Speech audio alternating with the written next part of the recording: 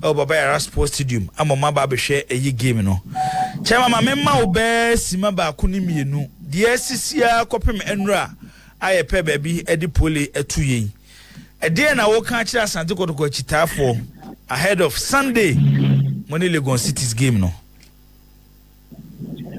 Aminia that the chairman mo studio ho nyina na Krobia Asante Kotoko supporters na so enura the first time obeye police in Peninfo sports regional minister obejina abayana everybody no otu for chere to me as that say me dem obibia ye na mutu for so ye kama de share ye nua na ni munyam ye de nyanko party ye de obia so ya ka say ya me buani ese olewia e kon bia so leg ye bebo ye nyaka sanso anyame aboa ye tie wie leg ni na edi so a ye tobo and she say supporters no matter Roma say ade o ho ni say o so supporters no ye timi boa ye timi no na kon bi e be fa so a ye betini ade leg timi rije e shi kula ni monyam it is also winti next supporters that was the other new moment 102.7 FM na yentini shia Baba Yara Sports Stadium already players media ya cycle omo dada eno akra mo be kaya omo na mayi sina na chance omo dey more ready for the game and here supporters nyati area yi omo yenso enya ready for the game na da kwasi ada yenya yenkushia na yene the gon city for mo inform chinkafo won say ade ha agin say ye wa re home ani akosi na wie etidi aka ye ni je nti kwan bia e fa e be win that match ya che ya by the win so ni nya be fimo supporters no mr mo kwesi ada mo mra steady na yentimi emfa we no anti ba bi o mo da ye fa nchiche ye re na tin so ye me ye ni okay chairman wo kasai na wo ye ebesre supporters na eche se mo behia Asante Kotoko chitani bia nyame ya aduma kwesiada de waye na adwene de onye na adwene se obeba na watimi abehwe game ni binyesa sa pe ame pa che ni so nye na adwene so ba ni tremo se ya ya tukwa me ne pra omo aye omo Kotoko omo nyina akohia Baba Yara Sports number of policemen but ya say they are to talk with moi say Baba Yara die metin akase support oba onu mo enya dia adiboni bia beto yes obe omba daruma na kwa de Kotoko bobola mo embarrassing okay mo bi nya pe sada mo no mi sana e okay nipa nche ya say eni agro home free no I want to tell you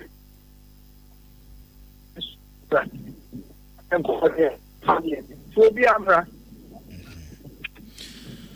abo na yeso de kasiyo ene bo no ho ban Asante Kotoko kasiyo ene ma Asante Kotoko eya Asante Kotoko edom edi akiri ene ma Kotoko no epia na obia hu se Asante Kotoko na eba no chairman ansei nhyiamu bi koso ema management edi tudwa se say national circles election abato no anka omubenya ka ombetwetwen so aman hye kakra ana sense san kakra aba abato ne bi ni se na asem wo de mo amakofa ba ye Fabu Census ai Asante Kotoko chitafo no bi eba so register ya bosumi bi ya na ye to won sika kakra ede support Asante Kotoko bobo kominim se eye one project a wo de na wani wom papa and still wani ewom na komu benya akane national circles abato no anka yentrem na Kotoko chitafo a omo ewo Fabu Census no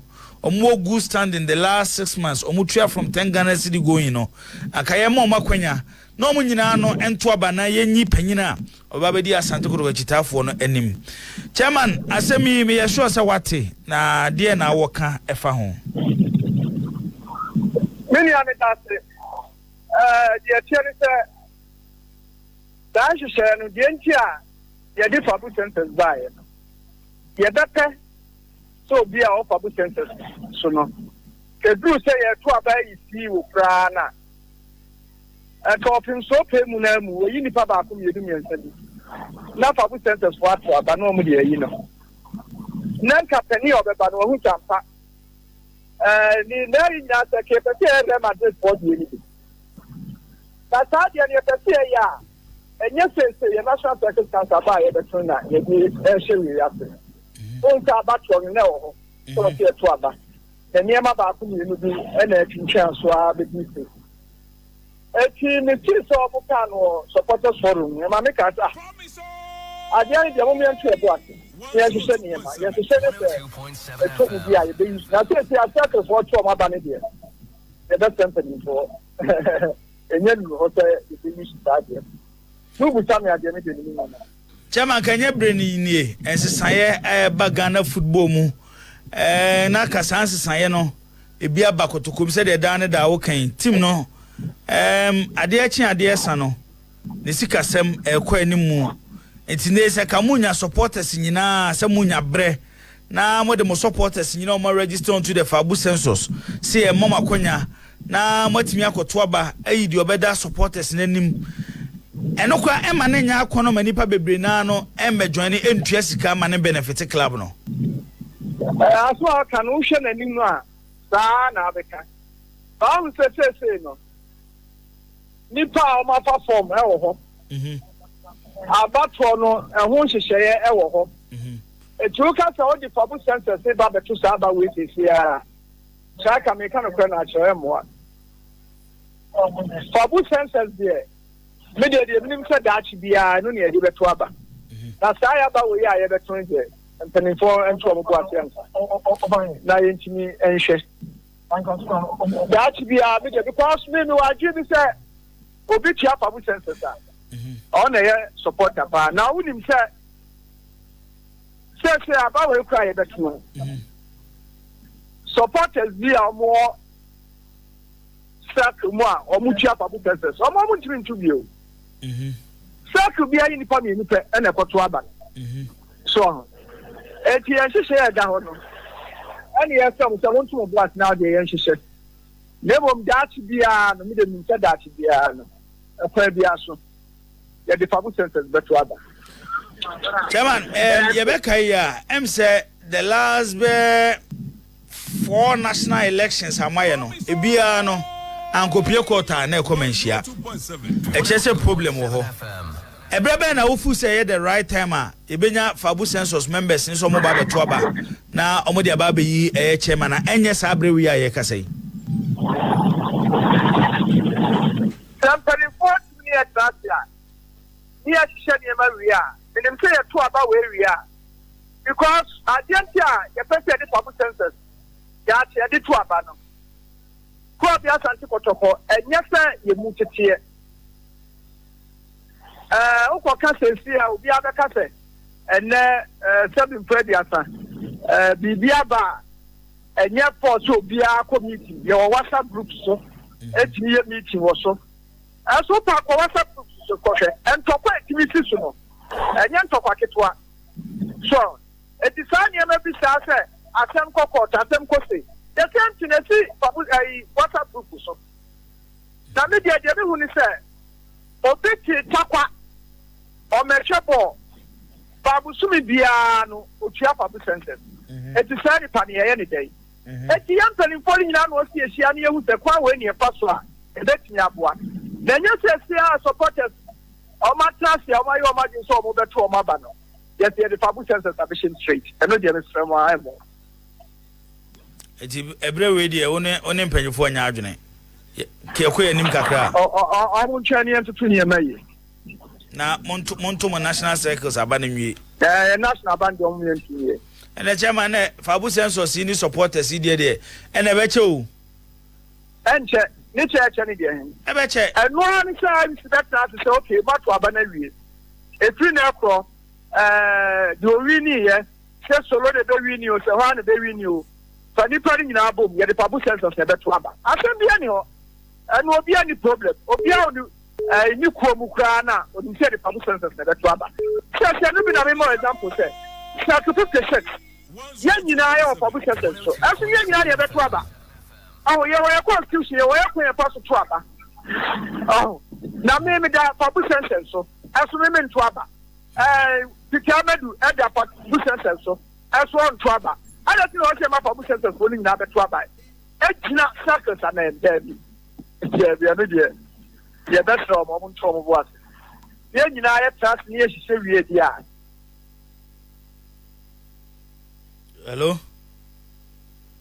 Hello. Chairman Kwakwam Ponsan K5. Hello. Mr. Baby, chairman now no. Nti same. Se nkomo na ye di ne fine. Chairman a kire nti.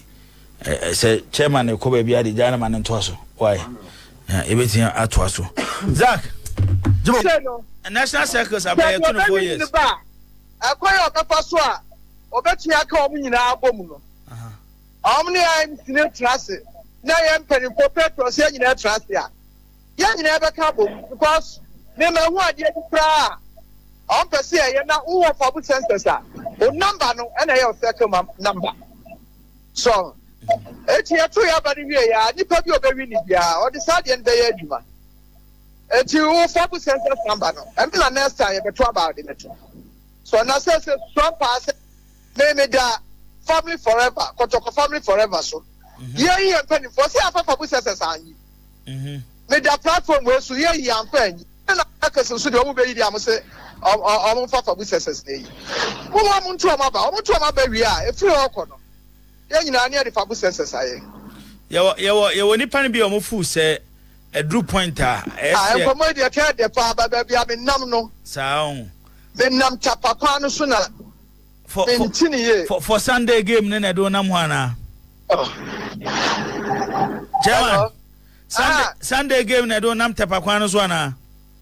Yes, striker be kumi o. Me won see ye be pa me yo, madam pa ne yiri ma me free. Okay. Me de ne ko atrensia. Oh, okay. What they say na wo tell to kwan fiada circles no. Here changes. For now, Timuso Biancomo Dibiano. First, and even key members within our Santa Kotoko supporters group, no catch on here, circles, no, it can't change. As to say changes, nebe any ding, and no yet the ho. As to say how they are raising new members, and on the ho. As to how they will contribute to the club. And the whole contribution and on our subsections, baby, financial, stadium attendance, operations, projects, on leadership for management positions. And some about the core purpose of the group, and also to say clearly, obia to say enhance sign, but the degree of changes, and I ask them. And the end of yen nyina agitum se ekitafo inkabom ene ekitafo nyini e wo Ghana football mu adrop ene o ma ekitafo nyini na atia ba fom ene obetimi obi wo circle se din ko obetimi aka cha se omo raising ba ko betimi asan to kodoko modern ba enko anim ene wo ho but esese agitum se kwaya na circles ne fa so ye ne o ma emire bi atwam no Nemafo na eba no si ejema somon sa esese bebre sisa na etimi move hand in hand with the nemafo ne pesese nti we no kay ku bi a come start your research na dada because number one circles na the highly recognized body our Santa Kotoko is the group has standed the test of time in terms of political influence. Yanya other groups are popping up whenever there is a change in management. The efficiency of that group need dropping. So we can send your warriors. You be a faithfuls. You name we Kotoko ultras. What's the day? You say ultras, no? Send your call and they are still there. But along this one, you be a kasi date back. Ako ebia Herbert time. You be de benya other groups be a buy. See date back ako nana eye bantuma hene. You benya groups be a buy, but circles nejina. ba ni gyina na gyina ni nyina na eyemre tika abusuafia dadaba enya se embubu yi but dada oh intika abusuafia first maamefom embe enan nana ba akoma be 9 ana enum ni nsia ena ma wo mo nana mo agumu a na choka na wo fie mu ntino obi anya na asase a na akosi ne de obi anya na asase a na akosi ne de enti abusuafie ne de embubu yi oh eye bia ba abusuafie na na ekusu ye eye wo ho de na mom ye nyina ehu se na hoɔden a na first etimi kipu nipa be 30 no se yenya yeni anko ho an start yan sisi pillars an start yan juri baabi angu anya foundation asembeba ho. But you see, one difficult thing with life a change into one say in your institutions bi ha omo taking care of idea friend change management. CIS sign kwan be fa so ayen sign in such a way say baby ani agina no ye betu yanim na yen ba yachi once what me yes sign bi we wie no na wo tia ba wachi nti those who are expect with change management no e make sure say when we are making the changes the exact results I have which is moving forward positive outcome no e be move akoyi. Now first, getting new members. Christopher Damenya or the current or the recent immediate past NCC chairman engage the various WhatsApp groups and other emerging Kotoko groups to get them on board when it comes to circles. I'm going to put in those measures, which means that a kuanan kasa nimse esen your masasa. But what I say now, how can they do it successfully? Number one, obi obe suggest Fabu Census ni bianya wrong. Obi obe suggest Fabu Census obi en wa wrong. Okay. The ebeni say Fabu Census no. See the new circles members there.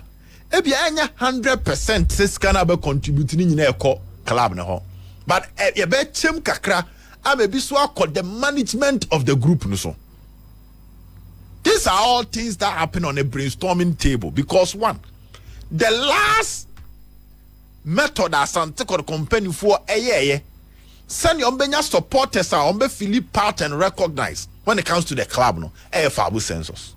That's the last one, which was initiated by the circles leadership there. Yeah. But a new level gaining momentum beyond the current circles no. I could do the management level.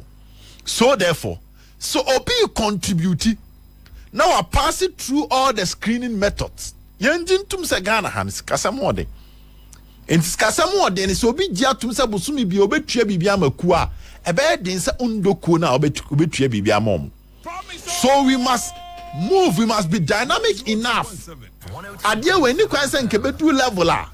Dibo, de mekuo wa importance drop ni ebi say o eni kwan se nkedu level a asante kotoko management de be kan o ese nke ya ade a circles nankasa proposal dada jibo we ameba no ate ase ese nke ya ade anka circles nanka proposal dada senka say oh ba oh join Fabu sem cause mo am ko fa ba a way to raise money for the club ti ese nkomu se da bi moving forward kere be se baby say ebia say oh register. There were a lot of questions ebisao.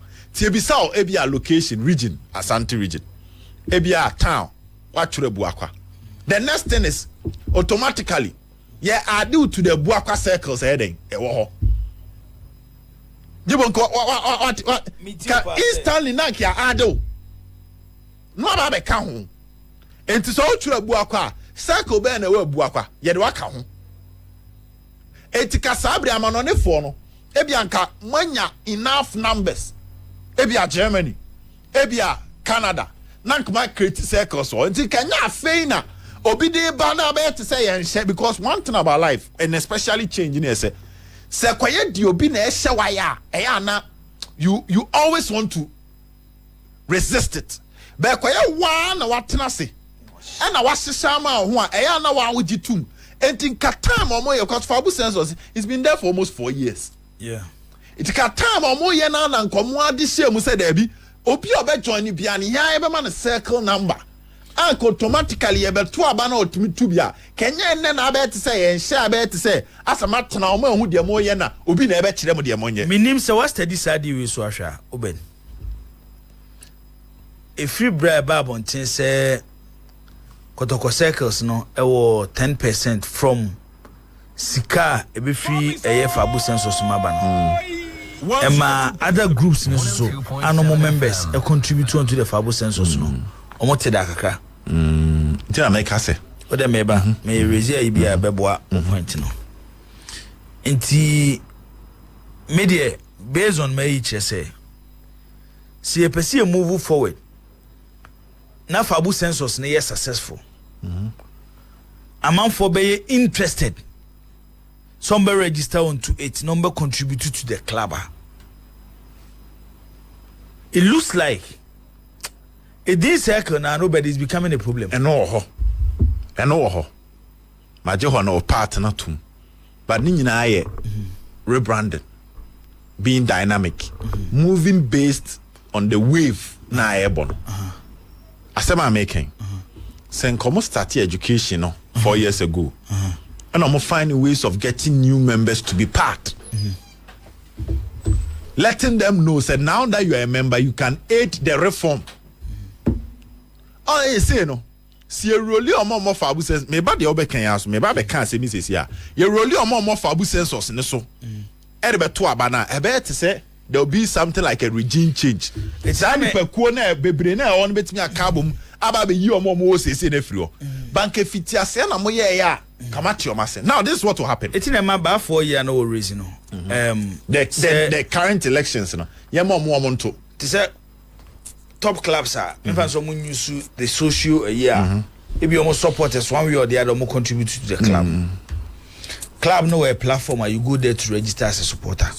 Yes. So tell me, say it will be almost register. See a better or more. So mo yibe into merchandise a year umbeto to nyoma wa club no de yam for my better woman no we ye club no so tell me say any wo Liverpool supporters trust so tell me say nti ena other groups Liverpool Ghana hwan bia mu nyina wo by the end of the day to become a full member of the club club never recognize no you go to the club website to register as a supporter. This is what happened.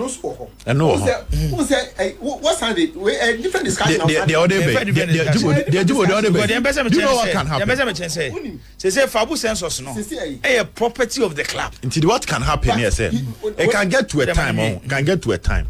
Say getting Fabu Census members as part of circles 90 me and Sia. It will get to a stage. Those on Fabu Census can push the club to form another supporters group. Some moment the end I'm to move card bearing members among you. Yes, why you contribute to a Fabu Census. Yes, you pay certain recognition by forming your supporters. Yeah. How? No. Yes, you are constitute into a certain group. Make yes, the American. Yes, you are supporters. Make recognition I'm say. And that can collapse the circles. Clearly, make us if they don't adapt. Say jai bibia share circles inside. Even Oma organize election quite problem. Anything that make us say if they don't collaborate, they might collapse. Boss. Maybe it's here. If they don't collaborate, they can collapse. This is what can happen. Sell more Fabu Census no so do stage. You better say, TME, you better say, must you form supporters group amamo. Oh. As a Sante Kotoko supporters group or supporters, any name, do you know what can happen? For them to gain that recognition, they can form also their management by this circles. But they say it's a circles ninja tum. MF we mum become yena bako under mumu leadership. It can get to a time people will push say management for more Kotoko Fabu Census no yen for more and those group. How modern they are can overtake the circles. But is this Robert? Do you want to make an answer? They can overtake the circles. We are missing some. So it's either the circles will adapt to survive for a long time, or it will get to a time Omenya a tough competition, which in this case can be members on the Fabu Census. No, but there's some census. Circus ni baby. That is number one. Number two, circus no. It's no longer in the hands of the circus. No. Because Kotoko had a certain management. I no believe say you're managing here. The kind of revenue a bit generated their mind no. And see, money call home and drove it in a manner you use modernity. Drive in a manner that it rope in a whole lot of people and sort of as a sideline the circus leadership. Now come down come promote you. Now less circle for. Now come down it was a vice. So why? Unless that they make sure the minimum circles are or mere circle members are they are on the Fabu Census. Paying every now and then, fully registered. So and there's no way I think if I say a broadening scope, no. I say a broadening scope, no. How do you do it? What can I say? We start here and say, be a tamana almost starting no. Sanka, be anka. Senenge be a omo pentamua. Members make us one planning the but then you be a temper. Be a anka. The craft. Agree with the circus and they say, Obi oba on your circle maybe no. Your man a circle number. Then he becomes a circle member automatically. Probably it rob them in. Exactly. And to media may say, we a leadership. It's not about even on my elections, no. Fabu Census, no.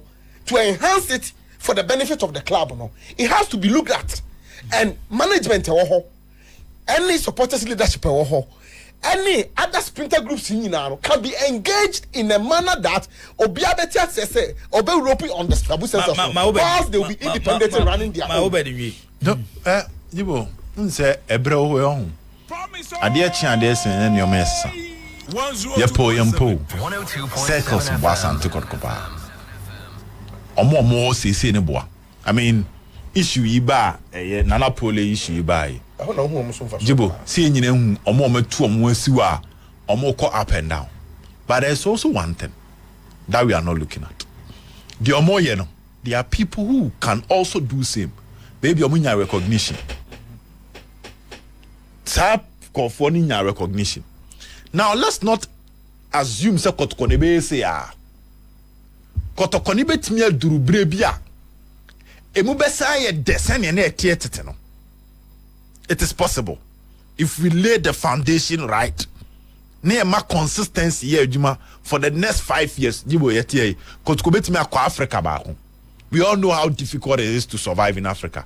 But if they survive, now Kotoko timiji Ghana Premier League to us 3 seasons, and they are doing well in Africa. Difference between Yama Dr. Keki's appointment me say he was doing well in the league, but now Africa and Yama Doctor. Who says a doctor will do group stage of Africa? Two, but league no J double. If ko J Africa ne ka and can the love amount for Kotoko nkebe sorry. And it is possible we can get to a stage the love amount for Kotoko nkebe sorry. And if that love no sorry, the traditional way of running the circles, it is not enough to attract new members. Even if Kotoko is doing well, see circles. Yes, see no. And people are not in love with that. Say so what's the fan club no. They say keep fit in survive which fan club no. We a fan club no modern lines anya keep fit. Sunday bi ni akosia ni abobo ni edidibi. Wa anya ne sa na akoye ni say keep fit Thursday numere yenhia emfa. Fan club on say ba from pa. Is it what fan club ni? Keep fit in it because they to keep fit in be mu na akoye ye tiri empom kwasiada ye wi ani edidi. And no be ye ade ankofo ye e be ye the new trend what adopting it in. But fan club yan kwatena se. Fan club yan bibi survive no. What you say? So every day you can look back and I'm not sure say who could baby say Canada no atro clock no atro time na sure Germany no atro sure China no atro sure say we be a communication center man for me jira ho e be ko abefa omo me communication center nyina dey involve te duru baby no there is space to space oba no abeje no afre no oton sa card na na dey phone booth no eduru ba no movie to transfer ne nyemo mo na just normal credit transfer e so ma move sa nkofo ni nyina no sa wo tena communication center ni ma egu because they say ehun hia biem almost everybody is having a phone into one be friend offer and change hon ko fie na na offer ne frɛ back come and 5 minutes ya ko frɛ na ba so e so mo nyina move aba momo it will get to a time say we momo mpo now adapt it to the new trend they say momo for no o ma start the ECG prepaid ka ho because one for prepaid na nka ho e kwa no prepaid ne ho kwa wo phone register momo out me wa there so it will get to a time they say on Richard cannot say shey any hope so it will get to a time you have to adapt to the modern way so the point I'm trying to make is that as san say wo gina fa akwa wo say circles for na nkasa me e ka asema nobody is sweeping aside their importance onim say Obed asema okay say sometimes we call almost space platform so what me hu nipa over 1,000 but for at the time we no mu gina so I will be a contribute to contribute to ideas isn't it yes okay and akwakoye we sankofo no akwakoye we ubenya omo stadium eba o nyama tof benya omo stadium but that's also very important and no can be a different discussion yeah come modernization of things how they find a way to meet and nothing now as much as space for near important the circles are equally important because nobody is saying they are not important and nobody should push for anybody they encourage you to grow but for way ni nyina no will benefit the club yes modernization the ehwe me no tia ye ka say but for there be akweye Saturday ekushia o regional house of chiefs ebi ebe ko nipa 8 9 10 10 in the original no me ba and the executive meeting and the issue ebi obu o ha ko nya ya nkobeba wo Saturday no ko adwuma it we can find another means ebi a true WhatsApp meeting those are the modernity I was talking about that is what Mr. Mekachos is here and say it looks like the near in 1917 and one year and the world is moving fast. Tina make say leadership no. Say embrace modernity. Jitum say nei. Unya o members no say kwese da bia no Sunday meeting ye bihia. Me o group bia ye ka say Sunday si ye hia. Ye hia be badu meku me we si me Sunday meku okay masa. Ye nya ne say ye nya no quarterly. Because every 3 months ye bihia one but they can every Sunday you be bit me hia one. For omo mobile stadium no te say question abusa yi. Omo mobile stadium no. Nipa dodo na anyo ne circle. So nimza oh, of course, yes. Oh, say a bus stadium attendance. It is second measurement for stadium attendance. No, a bus stadium attendance. 3 categories or 4 categories of people. Yeah, well, they organize to say, "Omo mokokoshi jamen." Omo, yeah, wa stadium. You want ne to say they now obedeka. Those group are operations in a no. And yeah, well. Obi a we a patron of football, we soccer fan, or no, or entertainment and or these groups are all there, but omunyina omuka ho and the entity football club no complete and all the normal you hear of football ni mu complete ni ma obedi it over real point no na me ma ba for some time say one ya admit say you nyina ajatum say change is necessary. Se change no u delay change se nyina agidum se busua dan meresi edwugu na e ma afefoforo beto so na meremo nti age atum se change hu hia no even though it is painful we must start from the day agitum se hu hia na se started that day na any delay cause more pain will change na happen so the circles is important and in fact club na be kese agina dom edi akire be nyina be hwe na enra pole eye ni pe bae ye obi a omo dosro nkoma Kotoko ade pole yen from a distance o mahu eso many but many circles members so every avenue can say as an institution say wow ye wa ade a enye ya but edru ba bia so matena wa ama esese bi mbem if as an institution omo take advantage of every chance to let omo ni so how attractive the institution is. I'm taking advantage of every opportunity to get new members. This common in it. We are all coming in to talk about the circles because it is obvious that membership ne drop it. We are not talking about their role. We are not talking about their role. Obianka omo hia. Omo hia ne de. Ya jitum so omo hia. Enu nti na ya asem ayeka. Because your other Kotoko supporters group egu obianka ho asem. And what is obi ka faithful asem. Say faithful so no disappear. What is obianka say they nti faithful say disappear. Nobody will sit down to discuss that because even though omo be boy, but you so omo mo an omo kwakro bi betimi asom. But circles ne dey ka because si etna wa ma oma ho ode ne top form team a ebe kan ye nyina. And that is why we are all coming in. And yes say ya de omo ankasa no. And Koma started that. Koma started about 3 years ago. Said they will take advantage of every opportunity. For instance, Porcupine Tertiary. Porcupine Tertiary be jina nyina how Christopher Damenya no NCC chairman play a role. How many of them any etimian role or modiaba circles? The next generation. Exactly. Porcupine Tertiary minim said Damenya circle or mukwa away circles for in the kutom. They will not support Porcupine Tertiary. If you go deep now, share how they've survived. The circles have played a part, especially on leadership. Sikasemu, Yeko Stadium, Yempe Tikiti Momo, Yeko Stadium, Yempe Baby Momo, because Ombeko Takwa, don't want to see that in so on the bed, Jumanicus here. So Ombeko any part of Bia, Chairman Fuzimun, Ombeko Kumasia, and Ombeko Akra, Damenyamwan. But the question is, whilst they were doing that, do say no match on my base. Yes, a separate group. No more your my dear. Debbie, one asem no one. So what time separate group separate? No one chill man ba. Me different view. But baby, I will be the free and say we Abaye supporters group is being recognized by the owner of the club. I take big decisions in the club. I two inside from Momoso. I coach Romajune. So to the mention I say. Inti. When such opportunity is given, Sakuno ese grow no because enye obia na betikua obenya sa opportunity na circle for nya no. But once ya ba drew pointer, bafo because of sanyo manyome yate ho na amanfo omo nyina sa wo saje kum nyina omo ye circle members. O saje kum se na obantuma circle 1. Meboa. Ayi Kotoko global. Say Sojobi, why wouldn't you Sojobi? No join the circle one crying. So no in Germany, or Germany. Adriana Bamuna said no more circle members. But on say, if we are said because Adriana Bassa only ha.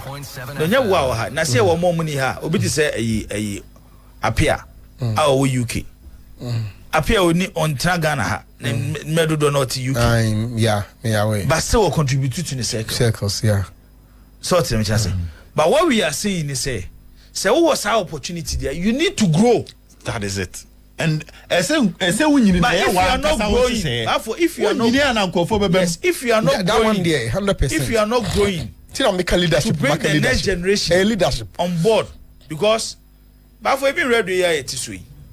I'm sure the next 10-15 years, yeah, now one day metna be mo. Dabi. We were creating another manager. So what I say. Yeah, now one day metna be mo. As a man for be take over from us. It's yeah, Jumasi anya ni ya. Kaneno ebia na radio na ye na obi tinchen akora bi tinchen na kono so be radio presenter no. Se ye betena ne anya ni ya. Akora bi siso a onya yukura say me pese me be ye biem. It's a bedroom point we will not even get replacement. Exactly. So that is where the circle is heading growing the next generation. You see, se oni omo amanone di nkoma. Eya na me ti the issue of amanone for hejibo. Oni omo amanone di nkoma. Opo mo a omo pega na nsem pa. Unse we ase na de ben wo no. Eya na ekwan fa so kon o hwe ne ye different. Se we kire ekwan fa so ye ne ye different. Amanone fo ne pega na nsem ne mo. Yeah. Change say o Ghana se ne pa amanone. Big Joe, wa unu Big Joe the message aba. O say I started from circle 7 in Tadi. Good. But I won't join today. I didn't hear on him. Big Joe ba for say I didn't hear. Into the issue is because on him how people help him to grow the offense and the Porcupine tertiary. Or not Big Joe. You know how people help him to grow it. Big Joe who Porcupine tertiary. I don't know something. He knows how people help him to grow. You say near Pokemon Tesha, okay. Onye Kumapim member. Say Big Joe, Onye Kumapim member. yeah. Tie. Jibo. Abroche for na also we mu abroche for. Kotoko as a club should have a policy to make money from abroche for. As a Kotoko club na nkasa. Jibo, woni abroche for ni din komo. All they want is Ghana news. They are not interested in Amanone because Amanone no. It's a whole you can easily make money from them when it comes to Kotoko events. Prince Oseje Kum or see the circles has. If the name is NCC elections, there are many Kifa Fiadwin say, team for Fabu Census on Asabano because a lot of the guys Fabu Census on Jibo, among joining, they are not on the census. And see what management should be doing now, and say they should start the process of bringing a Kotoko supporter under one union. And no, ABR Kotoko supporters union, and I say Kotoko supporters trust, whatever it is, a name that represent Kotoko. I know they, because now they have Fabu Census that generates money to the club. No, it should be say from after I lost near craft assembly now there. You can be much more NCC. You can still have your NCC, but we should make it now the new and no a better recognized supporters union at Manhyia. And tell me as a Kotoko supporters union, say Kotoko supporters trust to Jibo. Afi enona, you better recognize the chairman or Manhyia as the recognized supporters body of the club. And it includes everybody. So we Kotoko Global, so we NCCO, we Kuma Pimo, we one. You are all under that Kotoko supporters union. And no such chairman may be recognized as supporters and leader. You do such stage in India. Fabu Census comes in say, we'll use that platform to elect that chairman. And you can still belong to your Kumapem. You can still have your NCC. Mako chairman and the phobia. But me our Kotoko Global. No chairman executives one no. But when you are now leader. So you come up now, your leader now becomes the chairman Kotoko supporters union. No, I say between this time, yeah. You have to change the mask cam. Say you shining the answer. So now you to me say afe NCC is not now the recognized and fairly saying supporters groups say omona BBNI invited to represent Kotoko supporters now. Now your best share say Ebia Kotoko supporters union, and I said trust. Now mo chairman or no mom, and I said sad group no mom ne better recognize or mo chairman no. At any forum bia no say or no the leader of Kotoko supporters in So ubet me NCC, but you are still under the Kotoko sad trust no say union no. Ubet me Kotoko global, you are still under that union. Oh kuma pem you are under that you know. Send the buyer afe you know. We'll make it a say. And no side election, no na. Fabu Census comes into play here because I know there. A kwa yaka obia bomb as one.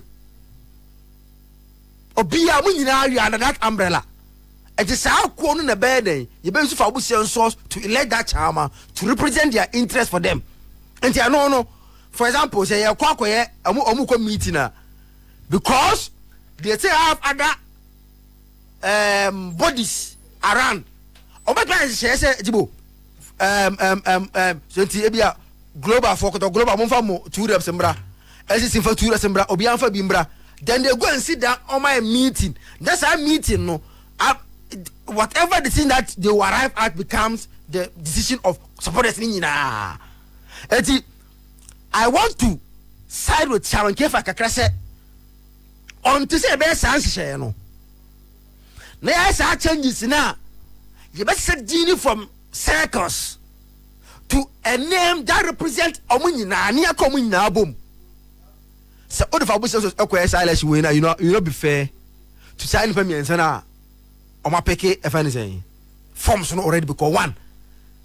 And they tell you me say a Obian Kofi our line we so on your NCC member, but he's a contributor on the Fabu Census. He doesn't have any interest in NCC. Whatever they do because it on yet just say on BBIT. Then what is any pano? On mama to Sabano. NCC ni you are not being fair to them as Omukuna or Mateno. Because all the Obia on Poma 71 So on the member to leader for Momo. Ayomuku. But what I want the club as Kotoko to do now is that they should start the process of bringing Omunina under one umbrella. Circus in chain. Nayampe a common name. That no back said they should all come under that one umbrella. Now going forward, you see, one of the benefits that Kotoko will get from using that platform for election, they say they will generate a lot of money.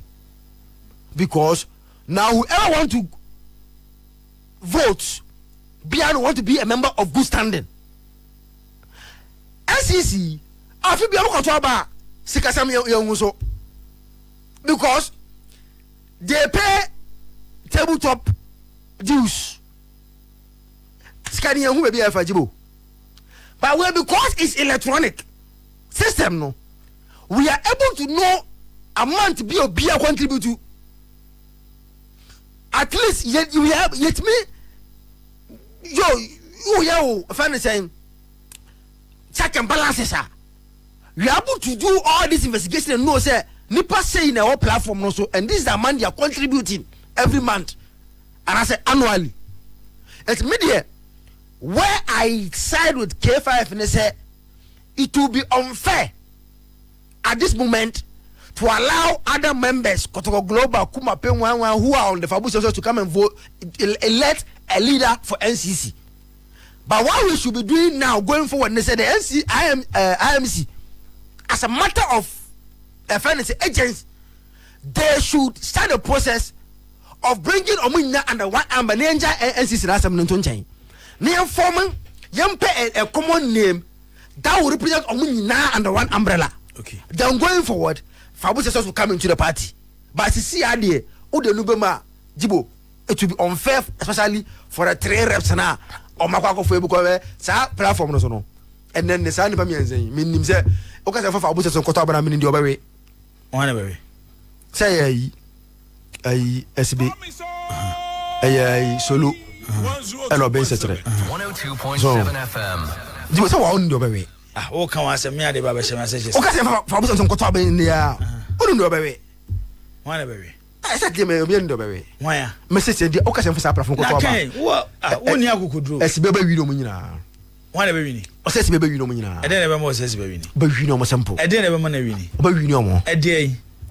Because that you know who said majority of the Fabu Census guys, no, I'm telling you, yes, sir. Kuma pim to global for no man. The last Dabi Salas ne on MSM Milusu, you know, because Tabana or Mujina no. Now the records of each group be members and there was so the second now we. Second members are more Fabu Census, only last.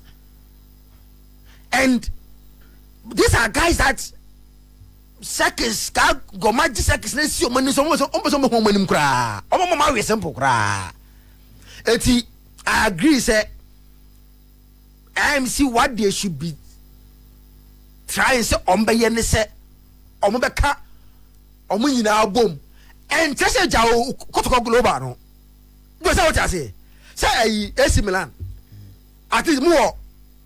One organized supporters a Cuba suit. But I'm all trust me on my home.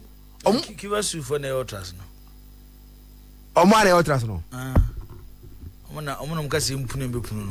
But Omuna na almost stadium. This man like so bebem ye bo 15 minutes. I'm no. But the other supporters almost nnchan. Okay. But the main one no him say yes you know. Enti no omuna obi ahwe omo. Obi ahwe omo. You can be your NCC. Kotoko global wo kumapem. But your man nye say the Kotoko now going for that they will be recognizing based on your financial contribution. And the Kotoko Supporters Union and as a trust. Send the buyer now. We will use that platform to generate more resources, revenue. Because I don't agree. Sir, NCCA manual duty. Skaraira, you. Zach, me das danger man. Sikaro, bo no be the same but me who be ask nafa. Danger man minti way. Me that's it. Asem we de da makoma so pa o. Onim say makoma so kese pa. Supporters as a crew, any Kotoko as an entity. Un say two separate entities as na kan you. Your Kumasi as a Kotoko, Asante Kotoko as an entity. And a group of individuals are on together constitute themselves as a supporters group. And so almost forming as also as an entity. Two separate entities. Now say 1 year ube box the two together. Now the football club Kotoko and in a relationship with the supporters no abreye papa odie wa unim unia panyini esdo ene Mr. Herbert Mensamo no Michelle no so chia madam for no na oba okwa na so hu no debi men hu no emze yende okwa hoja obi entem ja obi awo na unsa na me hu fa me ntina ese me hospital na doctor Matthew Tweme okay no so be few to ntina ese me few ntem na me fast na ntimi anche ho no enti say obeka ya brad Mr. Herbert Mensamo also no the circles became a pressure group. Wa unia they no kan as though hu kojo nya antachi dabi nya o wada na di ayra mi o tintin tuntumi o me kai ni di obekai no no kan as though omo se omo ka se ombe ma pressure it is obekai moving forward 102.7 FM. Ya see. So almost says uncle from custom the mouth. So we saw your charmer walk Kotoko. Nasa uncle for so almost on the mouth pressure. And it's either you are with them or you are against them. So what shall charmer be about Kotoko Biana or no one to me? I need you maybe I know. And yeah, these individuals make ebia NCC leadership no, and I say RCC leadership no. Now I try say obe form a sprinter group. And to be clear, Dr. Kekes upon time, you be warriors. Because elimado na no na omo empene and no maybe so. No my imagine some person sorry tell Dr. Kekes upon. Tom kote warriors. Gentleman ayi wa unua ayi. Wakwetana Canada Edwin. No money. Guy be now say when you challenge kakra no kra crutches no be kai na enya sam ketwa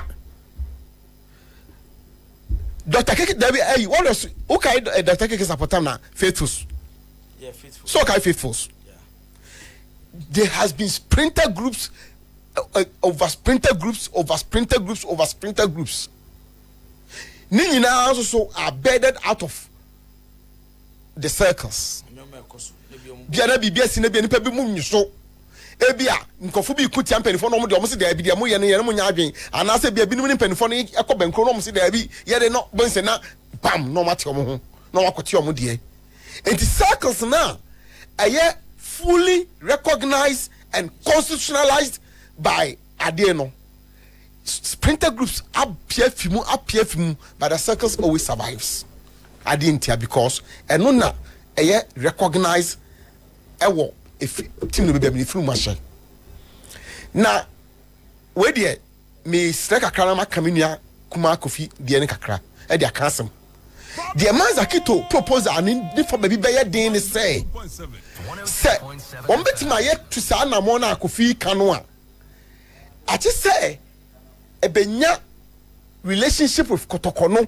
ankasa na ɛwɔ hɔ no the constitution but boss so nim say me know hey crop ye commercial Asante Kotoko's constitution is suspended na se team na mu ni constitution how do you go by the route and a path na wo pese wo kono one problem a ɛwɔ hɔ enti de say edu ebi no ka say ɛbɛyɛ den even today say wo ka say wo ya because ye ka say nei say wo ka say wo koto aba na wo de mra na ekoto aba no emra na eto aba ne sisen emra ye de to Kotoko aba circles aba no esisen. Okay, enti at this point let's say based on narrative adiama nyina emra na nhihye bibia ene efi ba bia tim ne from awo Manhyia ena aba efi na ekọ say na mepe no am pese me chitaefo no omoye no because o ka say o say warriors aba efi circle mu faithful aba efi circle mu but still circle gina ho but one thing so ne say ba fo ye nyina be ye a weekend circles no ai anameboa ai kwan bebre so a weekend circles e kwan bebre so mentena say me defend obi sometimes me call Kotoko space ekutie Kotoko global therefore say o hwe young guys na omo ho no and the kind of ideas a omo so tell me china say ebia sometimes omo timi go overboard but omo ye nipa so tell me china say but utie omo na the kind of ideas e bi wo anyhow one can be improve the supporters front now and then as we mu nyina no yentimi form ma on board because at the end of the day the obe benefit ya Asante Kotoko boss be put my big bia na me chronicle ade no na ka me ba ho nti na me ka sam na me sre me nua ko fidie no bia ka be because instead na bebe na ko fi nam no eye pa a me ne ya adwene wo be bria o tache ye no ho any de chamake fa so aka de wo so ka so me ne we adwe bat on say eyemra now nipa na sisa no na me ba be gina ba bia wo no you see omo Kotoko space who knows them almost a group of people and almost a constitute almost say almost from who say Kotoko global say Kumapimo say whatever and now say Ghana ha on my nankasa kumra no ema ho ma maybe a nipa bi ntimi ka say yate ekuro nti no say at any given time say obi nyu bibi obi bo anyu bibi so no ka say wokoti ni kua wontimi nka say ompene agreed because the national constitution no allows that into bad day say we do obeka say me Kotoko de obi so e sal kidney and our global ni say kumapem kra ha nkofo bi afrim yeah oh yes so mpacho so ati say one of the vibrant WhatsApp groups are Kotoko kumapem one of the vibrant Twitter na you can you know Kotoko global you can these groups are very vibrant me feel say boss na me ka say obejeme bia me gina no me feel say leadership issue it's fully about leadership say nyame eboa na nka omutimi to omabayi a ese say embrace modernity where you begin to find a way to bring all these on board. Individually, they can be independent on their own. And yet, no more Juma together under a certain umbrella. Your Liverpool supporters trust. By your other Liverpool groups. Nina also. Now saying almost on the ticket. And Uncle Fonny someone they wrote a letter to us. I received my own. Let me know be a discussion. You know, if I say McLeod, I tried to come Liverpool Supporters Trust. Then the Supporters Trust forwarded to all of us. Say, let Omudia say, on person initiate meeting. Say, yes, you know, if I say get process now, see a person to no. Yeah, your position no matter in terms of some meeting because they are looking at 2026 or so. And what I'm trying to say is say, me Nazak a propose change of name, and you know the issue. Circles now, there's a reason why it is called the circles. It is not about the name per se. And the dues from Muciano, the dues are paid to the group not the club Kotoko. Until I say one way, 2 entities no. Ubedi you have one contribution that will have to go to the club. As me Kotoko supporter say me pay team no. Na me person me tue sika de bo team no. Ye we are say me join a certain group no. And also me contribution me ye di cause a group ni. Me passion me say what dey me chena say. And two separate contributions. And almost contributions no me a table top. It goes to the group as a body. Me kai years back. This issue crop up big time. Tamana ran the APR at my house of folk. Na Neil air supporters chairman. Because omo constitution so far house of folk me work up with them sisi am Kotoko so den bi. Ofa omo jeje deals na. As I say every month be a deals no majeje no. A certain percentage eco club no ho. Enko and Neil anybody na all charge at board no as management ni say omo nye no maye. Around the Simon, you are supposed to bring 40% of your contribution to the club. When was the last time you want to see the club? And it is the structure now. A war honomono. I said, I hear a cake kakra. As a song of yourself say on embracing modernity. And media, I still insist say a leadership. Say you may one year a leader who will understand baby one day any senior normal civic circle. But me finding a way to bring all these splinter groups, together, not necessarily as one body per se, but under one umbrella. Obiabe bedin ho say we come more bedin ho be normal. But say ban say you nyina together. They present a voice to them for instance, ebia management, even say to the board. Them say import to team ura kra no. Now you need to present one voice. I think that is the direction necessary. Send a beya. Say tell me a certain direction. Yes, you bet much as anke benya na ke call say anke pe. Say be as a team no, I say a certain contribution. Yes, you bet much okay. And you need to be together no. Yes, you suggest in here. Yes, you say a contribution say na yenya no. And I say Kenya say, and I say impo krano. Yes, you are carbon yes say. For instance, when the chairman K5 Kasano, no ka bibi say ka insusuane say cha ochrebi. Ye pese ye Kotoko chama akra kayema ho kwan emma Kotoko supporters entwaba enyi Kotoko chama na no kayemfa Fabu Census na enye say issue so start by and I think people should the for the Real Madrid supporter bia na etu sa bani bio. There's some more you register on Twitter Real Madrid socials. That group Real Madrid almost sounds levels and stages are your uncle say yes ye kotoa ba wo no na what is up we nu wo so won to be ba we Real Madrid supporter who contribute all right we bibia ye wo levels masa ko check me ya say na me say masa ko check Barcelona so de so group of people na mo to aba no from socials so me dey say me so enti all I'm saying is that all well and good say you better quiet because the can no for the benefit of the club no say supporters bit ma contribute to the Abua club no but you see nyina mu ade a boss ya na hia wo mo na saying Liverpool for no commission research bi say when me say wa won mu krom for America for yi omo de omo so mo say see ball na ye ball no park no so no the same football na ye ball no park so no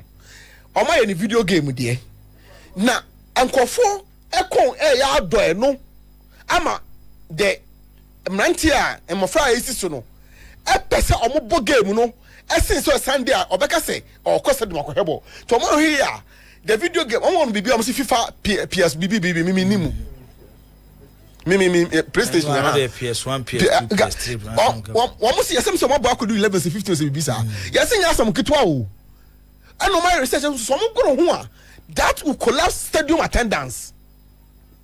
Meanwhile, and yet the issue is not about TV. One say TV the more revenue, and then no more can. But more stadium attendance. Send the people back to stadium more because football no. What better is kind of one change in every. Say nipa ni stadium no. Apart from everything, ambience no, match day revenue, and I'm so crowd. TV na nkasa kwa na musika no. Nipa na stadium no, and na walk capture the crowd one thing, and walk on so akoto the akopesika the abrow. Enti and they've commissioned a researcher. Okay. I say they will make sure say they will still get people from our young youth no mobile on Cobedos on Beba Stadium. Now at the same time, so no, I think people should begin to look at it in this larger picture. And yeah, just by change of name, be and I say, it's a bit broader than the way we are looking at it. And here, attention, kakra. And for me, it's leadership.